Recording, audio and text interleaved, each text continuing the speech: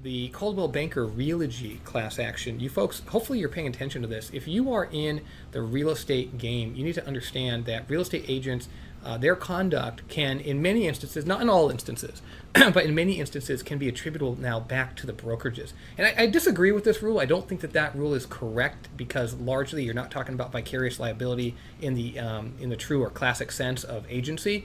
But at least one court in California has found that Coldwell Banker's parent company, Realogy, can be held liable for the acts of all the independent Coldwell Banker agents all across the country who are sending text messages allegedly without consent.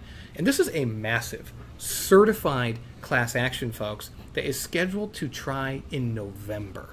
I mean, that's, by the time you hear the sound of my voice, it's going to be about 2 months away, maybe less, right? 45 days away from a multi-billion-dollar class action trial. And there hasn't been a trial of a certified class action since Visalis, which of course you'll remember was that District of Oregon case from 3 years ago where Visalis got killed for $900 and something million. Jay's going to kill me for not having that number memorized. But so this will be the first mega trial in the TCPA world in nearly 3 years now. I'm dying to see how it goes. But if anyone listening to me is in the brokerage or real estate game, understand you right now, you have crosshairs on your back. Unfortunately, this is a very popular area for the plaintiff's bar to attack.